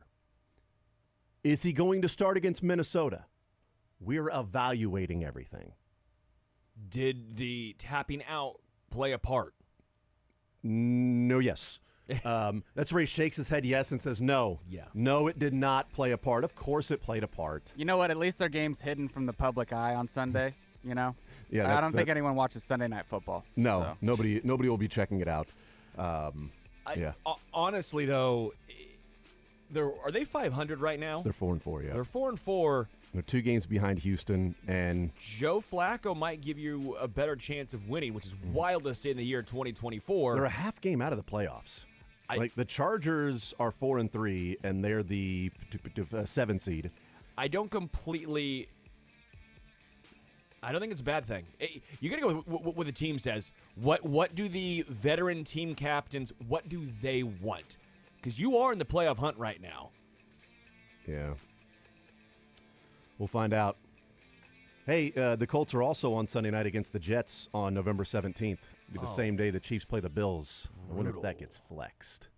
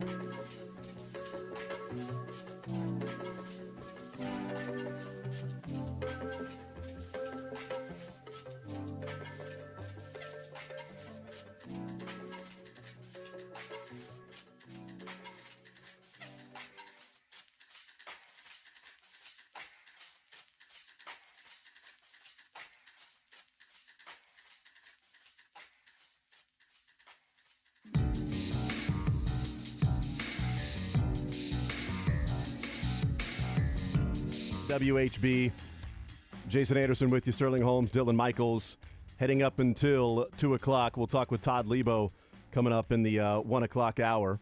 Right now, let's talk some college football with Braden Gall, 440 Sports Podcast Network, ESPN Radio, Athlon Sports College Football Insider. Braden, welcome into the show. How are you, sir? I'm doing well, man. How are you? I am doing just fine. I'm doing just fine, enjoying the day. Beautiful weather around here. Chiefs are undefeated. Missouri and KU, rough weekends. K-State continues chugging along. Before we talk local, I want to talk a national storyline so far this year. Indiana, undefeated, and they just simply score 30, 40 points. I think only 2 times they haven't got to the 40s this year. That was first game of the season, and then with a backup quarterback this past weekend against Washington. Oklahoma State surprised us last year. TCU a couple of years ago was, a surprise team that but those teams feel like, Oklahoma State certainly a little more name brand to it. Indiana and what they're doing this year, is there a team comparison or another team in the past that you think of that feels like it came out of pretty much nowhere, that doesn't have the brand and is just winning games against good teams and dominating games as well? So, I think if you, Pittsburgh's undefeated, BYU's undefeated, Iowa State's undefeated, Army's undefeated. Do any of them count even just this year? And I think certainly Pitt's got historical seasons of value, certainly some recent ones under Pat Narduzzi. Matt Campbell's had a really great run. Kalani Sitake's been there a very long time. And Army and Navy, for example, have both had sort of chunks of time, although Todd Monken's done a really good job. The difference, I think, to your point, is Kirk Cignetti's first year. Mm-hmm. And that being said, this is what's weird. Indiana was a team that we had circled for watch them get to 6-6 in the preseason. I think I came on with you and I said, look, I really like this Iowa State team. So there are certain teams you kind of look at and go, man, I think they're going to be really good. And we make a joke on the Athlon pod every week. We start the show with my Cyclones and our Hoosiers, right?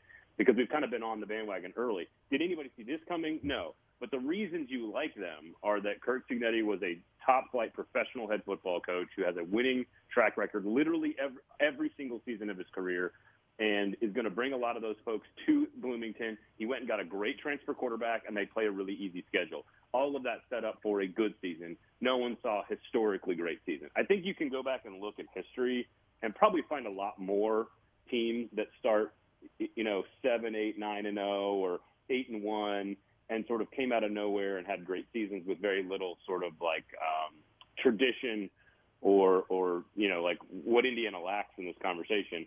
That being said, I think it shouldn't change the fact that just this weekend, and you kind of alluded to it, with a backup quarterback, he scored 31 points against the team that played in the national championship game with College Game Day in your town, and the coach was frustrated with his team. That's a good point, yeah. That is a different place for Indiana. And here's what's fascinating. And so I'm in Nashville. You guys know that. What's fascinating about Indiana to me is that I have a ton of friends, a lot of our kids, friends, parents. We have a lot of Indiana people in Nashville. A lot of them graduate and come down here, a lot of Purdue grads. We get a lot of that kind of area coming down into Nashville. So I have a lot of Indiana friends sort of in our parent, kids, sports ball kind of circles, right? And a lot of good friends. And I've talked to my buddy about this a lot. He's a diehard Indiana fan. Has only watched basketball and F1 and soccer for most of his life. And he's like, "What's this college football thing?" as a joke. Because I go to him now and I go, "Dude, do you even if you lose to Ohio State and it's close, but you finish 11-1, there's still a chance you get left out because of strength of schedule." And he's like, "I don't care. I don't care." And it's to your original question, which is, can you think of anything? This is one of the great things about college sports that doesn't really happen in other sports. Yeah. Which is you don't really care about how it's all going to end, because if you want to get frustrated about what the committee's going to do in 4 weeks or 5 weeks because of your strength of resume and your strength of schedule or your quarterback's injured or whatever, you can allow yourself to stress about that. That's normally reserved for the Alabamas and the Ohio States and the Texases of the world, who actually are around. That's their yearly routine. Whereas my buddies who I talk to anecdotally about Indiana, who are diehard fans, who are just I don't care about their strength of schedule. I'm having a great time. Mm-hmm. Leave me alone. Yeah, and that's great. Yes, that's honestly, the difference is, I mean, we can get into a lot of different complicated reasons as to why quarterback play, for example, in all of college football is very balanced this year. We could talk about the roster management rules and how that's affected the game, and coaches leaving, head coaches at the G5 level going to become coordinators. For example, I think that's going to happen in Oklahoma, for example. I think they're going to hire a sitting head football coach to be their offensive coordinator. That's my prediction. And what I think is interesting is, like, we can have all those talks, but it's totally coincidental that the playoffs has expanded in a year when we have like 6 or 7 teams that are still undefeated and vying for a top 12 spot for the first time where the top 12 matters. And so I think it's just, it probably happens more than people realize, where we have these sort of great stories, a Michigan State or an Iowa, or, it's generally that level of team, sort of like that second tier team. It's very rarely like, every now and then it's Northwestern. Every now and then James Franklin at Vanderbilt has a 9-win season, or, whatever. But I think it's a special year, but it's coincidental that it's lining up with a bunch of extra spots in the tournament. Yeah, it's a good point. And maybe it puts more of a spotlight on some of these teams as well that we're right. seeing that. I mean, it's not only that they're 8-0 and they've scored all these points. They've yet to trail for a second this year. They have 480 minutes of football. They have not trailed for 1 second. This year. So it's like easier schedule, yeah, and they're just dominating teams. It's the first team since Kansas State in 1998 to be 8-0 and never trail in the game. They had their backup in this and week. Didn't even look like they skipped a beat. Right, it's like they're going out there scoring 31 points. Well, no, they didn't get to 48. They didn't get That's to 48. a good point. You're right. To 31 this time. Yeah, 31. They got to the same against Washington that they did Florida International. So let's talk about this Florida International defense, and how great they've been this year. I mean, that Florida International team that gave up 45 to Monmouth. So, football's crazy, man. There's some craziness with football. All right, let's talk about the local teams this weekend. K-State, KU. We discussed the line, and we both liked KU plus the points, and KU had opportunities in that game to win it. K-State just, chugs along and plays, solid football, finds ways to win games, and it feels like the theme for KU this year is, so close and almost against a good team, and almost, one play here or there. Yeah. We were joking in the first part of the show, Braden, that people that are saying the Chiefs are fake or frauds are like, the Chiefs are the worst 7-0 team this year, and KU is the best 2-5 team in college football. So we've got both sides, and I promise you, KU would love to be the worst 7-0 team in the league, in the country. Yeah. So, but what do you make of that game? I mean, that's our Indiana conversation, right? Which yeah. is just well, that's the worst schedule I've ever seen for an 8-0 team. Who cares? Yeah. I don't care. Right now. Here's the thing. As someone who went into the season and spent the last few seasons as just a football fan of Jalen Daniels, just a person who enjoyed watching him do things on a field, it is hard to watch the mistakes. It just takes away from what you think should be something entertaining and fun. And to watch it unfold the way it did at the end of the game with the fumble, it's just like, come on. Like, it's just – so, look, you got to give credit to Kansas State. They kind of are what we thought they were, which is a very good, fundamentally sound team with a very talented quarterback who's going to continue to develop and get better around a running game that should be one of the best in the conference. All of that so far is true. And as it turns out, that weird loss on a Friday night, not so bad. Maybe not that bad, yeah. It's the number 9 team in the country right now. Undefeated team that also, the BYU SMU game is one of those games where at the end of the year we're going to go back and look at it and be like, man, we missed on that one. Ended up being like 2 playoff teams. Yeah, right. We're gonna have a rematch in the playoff of BYU and SMU. I mean, in theory, we could right now. They're both undefeated in conference, so I mean, very much a possibility. So I don't really have a lot to. What happens with college football teams when they get to this point, like a Kansas, it's the season is, for all intents and purposes, it's lost. It doesn't mean you can't salvage something and sort of show some pride down the stretch, and maybe that can lead to something in the offseason and sort of salvage the bad year. But as far as like paying attention to Kansas the way we all were hoping to do nationally, it's just not a thing anymore, and that's just a bummer. That's just sort of, you're like, man, it's sort of like how Indiana has just captured our attention. Well, Kansas was kind of doing that last year and the year before, and so it's just unfortunate. Yeah. I think Kansas State, unfortunately, by the nature of kind of how they play the game, like they're not like prone to capturing attention. But I do think the quarterback, if people actually spend time watching the skills and the skill set, once he sort of takes over things, which I think you can kind of start to see bits and pieces. Like they lean on Giddens, they lean on the running game as they should for most of the first half. But I think, man, when he is going to be asked in a primetime situation, which there's going to be a few of them right down the stretch, and in the championship game potentially, I think there's a chance that he becomes a superstar. He's going to have to iron some things out, but basically has all the tools to be an elite player, and I'm seeing a lot of that more often as the games go along. Throwing the football while getting smashed in the face, like, okay, maybe let's think through that. But otherwise, he's a pretty talented kid who's fun to watch, and I think has a lot of star power upside. No, not breaking news here. Yeah, well, one of those surprises too, and I want to talk K-State here in a second about what the rest of the season looks like. But for KU, what the rest of the season looks like, one of the real surprises would be, hey, KU doesn't make a bowl game and Jalen Daniels is healthy all season. Like that would be shocking to me, and they would have to go 4-0, and they play a top 25 team the next 3 weeks. I mean, Iowa State, BYU, and Colorado. And then Baylor on the road at the end of the season. So that would be a tough stretch, even if KU was playing good football, to go 4-0.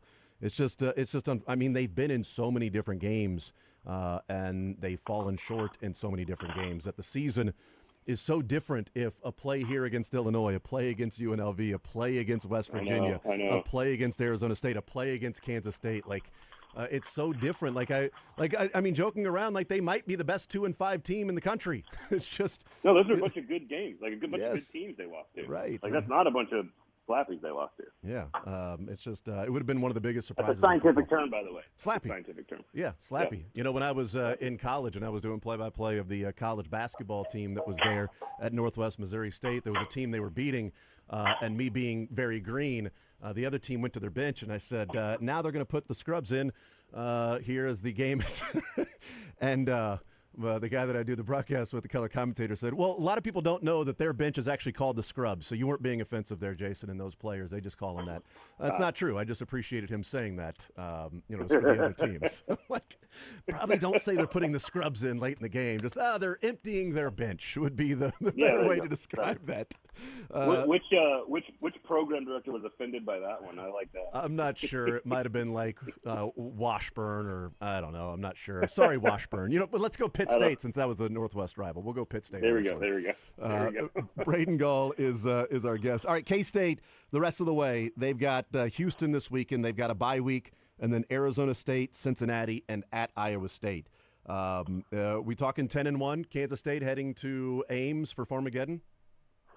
I mean, this is what makes teams playoff worthy. Like this is what I mean. I don't know about you, but like this is what is so interesting about having 26 to 29 to 30ish teams still like controlling their own. Not they have a path or they could get to. Mm-hmm. It's controlling your own destiny. Yeah. Ole Miss has not been great. They control their own destiny. Kansas State, in theory, favored in almost all those games. Might probably even favored in maybe the what could be the bigger ones at the end. It controls everything.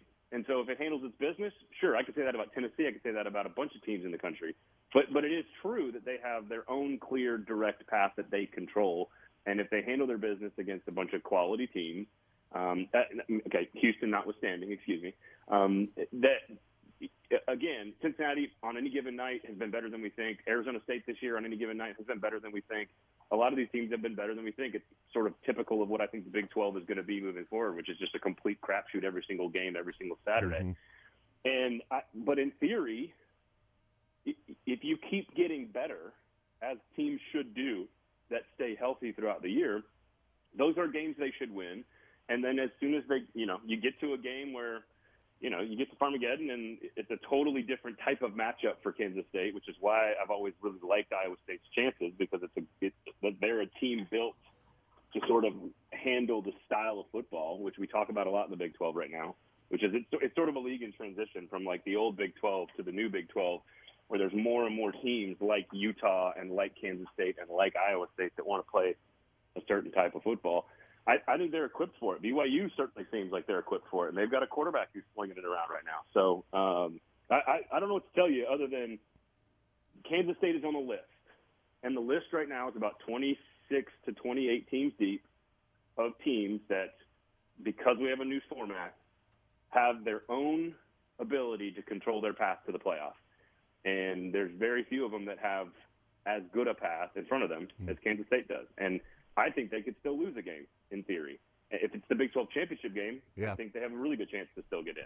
So there's a lot of teams that could still lose and get in. And it's making what I am excited for the turn of the calendar to get to November and to experience, like, there's some big games this weekend. We can talk about it, but, like, really it's just about the next 4.5 weeks of football in the championship. I think it's going to be fantastic, and I don't really know if everybody's ready for it, honestly.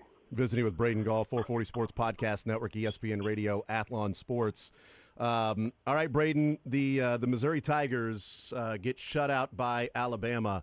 Brady Cook playing injured. Noel didn't play, but, I don't know if he was healthy, if it had been closer. The defense was doing their job, it felt like, in the first quarter and a half until, like, the dam broke because, you can't just be out there after 3 plays on offense and you go back out there again and get a stop and then the offense goes 3 and out and you got to go back out there again.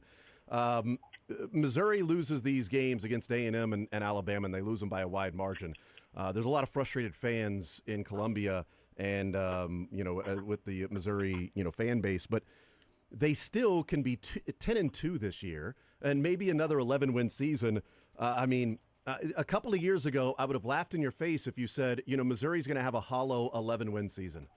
But, man, it can feel like a really hollow season this year for Mizzou if they just simply win out and win a bowl game and they go 11-2. And therein lies the different, sort of the other side of the spectrum from Indiana, right? Which is, on any given year, any other time we talk about this, we are talking about a fantastic year.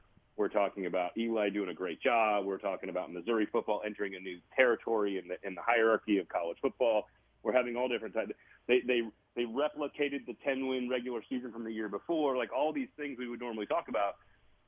And because this is exactly the problem we sort of circled about Missouri in the preseason, which was the schedule may not be good enough, and if they lose the 2 biggest games of the year, that they may not have enough to get in. And that's literally where we are. Yeah. Now, what's interesting about Missouri, and there's a couple different angles here. Number one, I think it's deserved. I don't think they are as good as a 10-2 record might be with other schedules or in other areas or other teams. Or if Bama goes 10-2, it's very different than Missouri going 10-2. Yeah. The fact that the 2 losses were also so ugly also shows you a little bit about where this team really should be located in our minds. And here's the other angle, and this is not, Missouri fans aren't going to like this, but if you're an SEC fan, or if you're if I'm on the committee, I am absolutely ecstatic if I'm on the committee that I get to leave a 10-2 SEC team out of the playoff and tell everyone to shut up. That is, I would be ecstatic about that. That has nothing to do with Missouri as a university or Drinkowitz or anybody else, but just the idea that everyone believes that the fix is in at all times. We all I'm not even talking about just social media. I'm talking about my buddies who are like, man, well, the SEC's they're just going to put a 9-3 Alabama team in, aren't they? And I'm like, I don't know. The 10 years in the playoffs before that, they have not done that. They put the team in with the quote-unquote better record, not necessarily the quote-unquote better team. Georgia got left out last year. Ohio State was the best team maybe in college football in 2015. They got left out. Penn State had 2 losses because they played a tougher schedule and got left out for Washington. I can keep going. What I considered to be better teams got left out on occasion throughout the 10 years for a team with a quote-unquote better record because they happen to have a 1-loss record instead of a 2-loss record. And I think the playoff hopefully allows us to get away from some of that.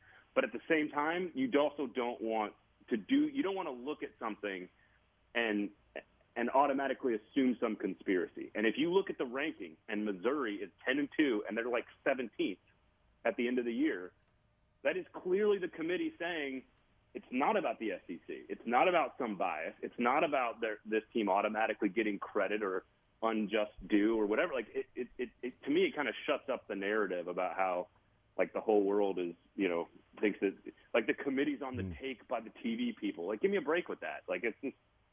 It's not real. Just like NFL teams don't tank, like it's not real. If you think about the logistics of trying to execute that conspiracy theory, it's almost impossible. So part of me is kind of like, look, Missouri doesn't deserve it if they go 10-2. It's still a great year. Separate those two things. But then the third story is I would really love to have everyone else complaining about this shut up for once and be like, look, they left a 10-2 SEC team out, and they didn't get the benefit of the doubt. They didn't. And so let's shut up about the conspiracy theory. The problem with that is the SEC fans would have it blown back in their face. They'd be spitting in the wind because they've been clowning Missouri for so long about non-SEC and Missouri's not a real SEC team.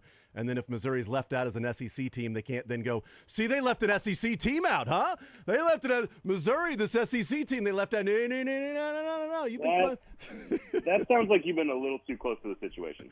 I'm just saying. think. I'm just You're saying. Probably in your feelings a little bit too much. Living in SEC territory for 10 years, I heard plenty of jokes about Mizzou as an SEC here's the team. one.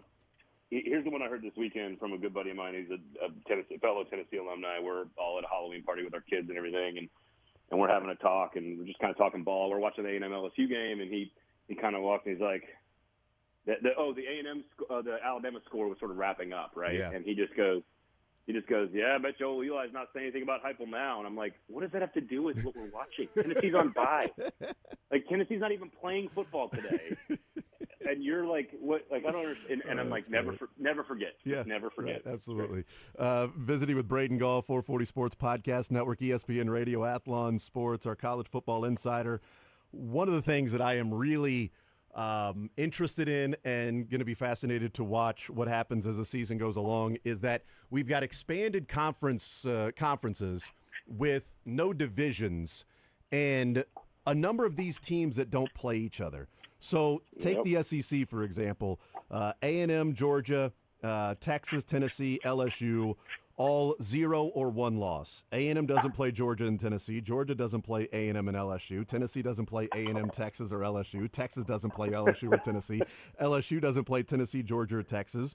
In the ACC, Clemson, SMU. Everybody get all that? Yes. Get all that? In the ACC, there's more. Clemson, SMU, Pitt, and Miami are all undefeated. Pitt doesn't play Miami. Clemson doesn't play Miami or SMU. SMU doesn't play Miami or Clemson. And Clemson doesn't play SMU, Pitt, or Miami. In the Big 12, you've got 8-1 teams at the season that could be BYU, Iowa State, Kansas State, and Colorado. BYU doesn't play Iowa State or Colorado. Iowa State doesn't play Colorado or BYU. I think we get it. No, there's more. No. Question is, how crazy, if some of these things end up, are these tiebreakers going to be, and will it then make conferences go back to the drawing board and think about divisions again? Easy answer to your second question, which is no, unless the conferences get even bigger, which is possible. Certainly possible. Yeah. You could easily have a 20-team league where you're just going to have 2 divisions and they're going to be evenly balanced, and you're going to say every year, like NFL football, the winners play each other in the conference championship game. Look, I don't think it's as big of an issue as people realize because the playoff has gotten expanded. And so if you like, Indiana is a good example. Indiana is probably going to finish 11-1. Let's say they lose to Ohio State. They don't play Oregon. Well, Indiana might actually be better off not playing in the Big Ten championship game. So which shouldn't be true. That shouldn't necessarily be true, but it could be. And so I don't think it's as big of a deal. I think if you go this season now, I think, and I don't have it in front of me, but I studied it when they released it a few months ago when the SEC said, and it's like we could be getting down to, it's like opponents and then it's strict. What it eventually comes down to, I believe, and you guys can fact check me on this, I believe it's strength of schedule, what amounts to strength of schedule in the conference. So it's basically, it's a winning percentage of like opponents or something like that. So if you both play like 5 teams in the conference, whoever has it actually does kind of make sense. It's not going to make sense in like this conversation because I'm not doing a good enough job explaining it. But eventually, if it comes down to 2 teams are 8-0 and 1 team played a much harder schedule, that team should go. And I'm okay with that.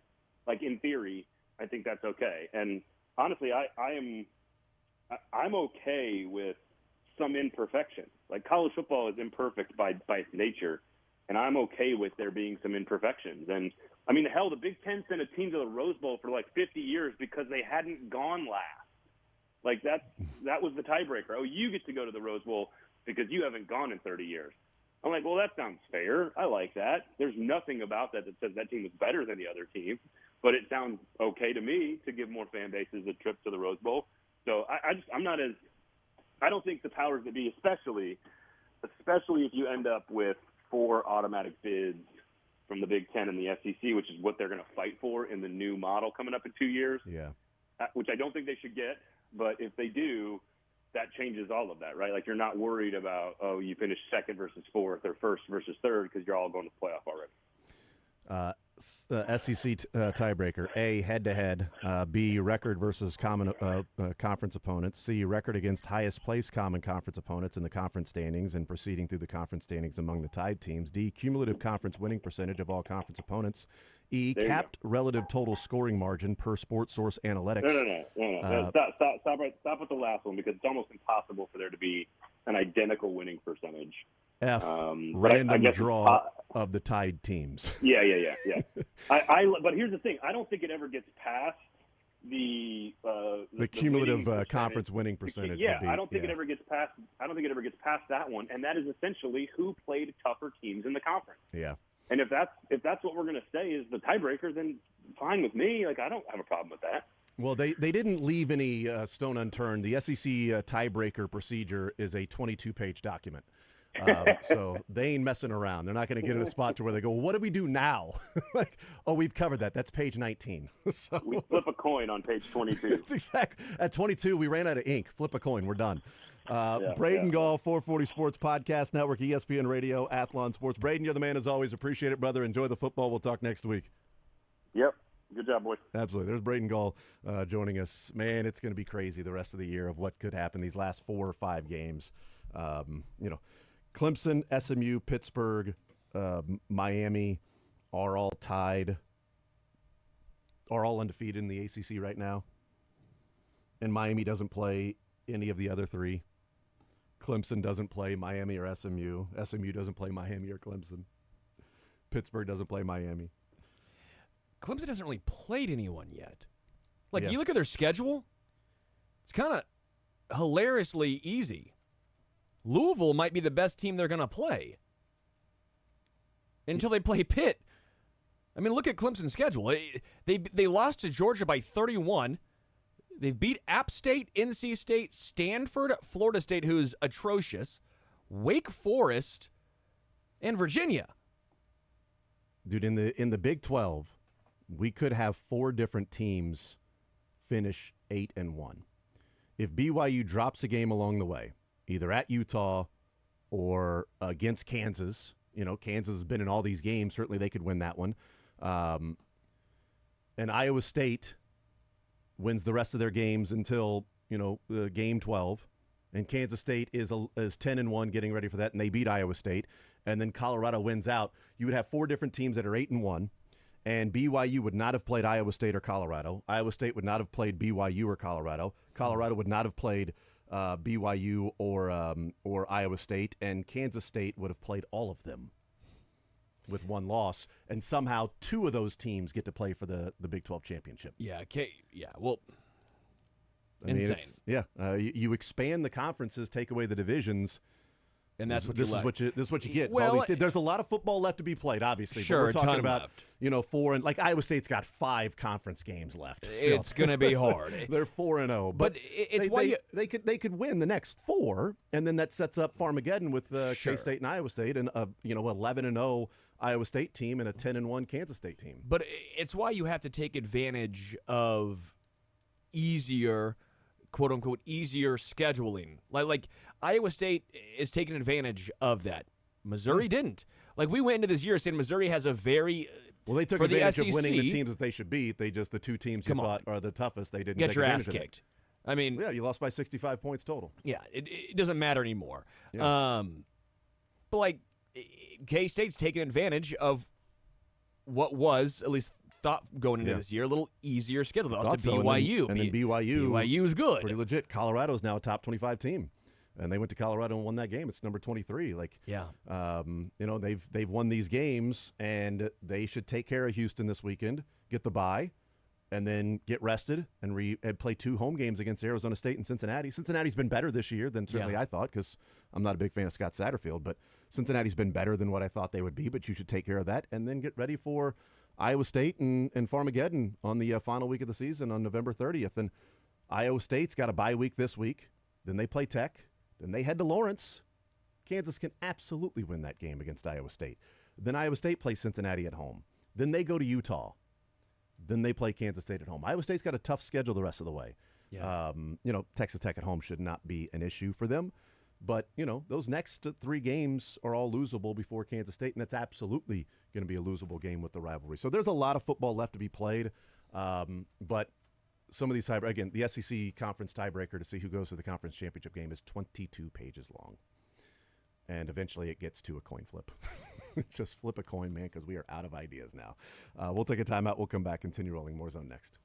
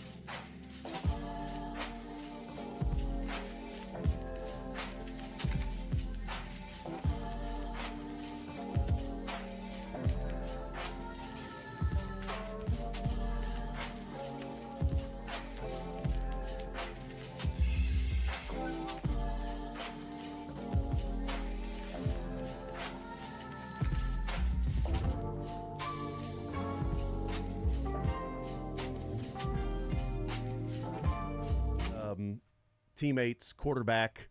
Looks like football was fun again for him, right? But tears his ACL over the weekend, and D'Amico Ryans. It was really weird, man. We heard nothing. Like, I know we went through an odd 4, 5, 6, 7 days with Rashee Rice. We went through that just mysterious time around Rashee Rice and the injury, and there wasn't a lot of information coming out. Then it was like it's better than expected, but what was expected? So, that's a relative term, like Adam Teicher saying, oh, well, the recovery process is actually more optimistic. So people are like, oh, he's going to return this year. And he was like, well, no, he's still expected to be out for the season. It's just not an ACL. Oh, well, Adam Schefter said he was returning this year. Then he immediately said he's not. No, he said it was more optimistic. And that's probably what he was told by the agent. Hey, you know what? It's actually good news. It's good news. The recovery isn't as long as we thought it was going to be. So it's good news with his knee. But he's still out for the year. It's just not a year's recovery timeline. It's like 5 or 6 months, not 9 months for the ACL. But it was odd around Stephon Diggs because there was no update whatsoever. And they didn't even say what they were worried about. They just said, oh, well we're going to get more tests tomorrow. And tomorrow was yesterday. And then today they confirm. And Adam Schefter said it yesterday on ESPN on SportsCenter that said, the concern that I would have is that there's nobody saying they're optimistic about Stephon Diggs. There's just no news coming out whatsoever. And typically if it's like, actually, because originally Rashee Rice ACL. Yeah. Well, hold on. Now they're going through more tests because there's some optimism that it wasn't the ACL. Well, it wasn't. Still out for the year, but he did not tear his ACL.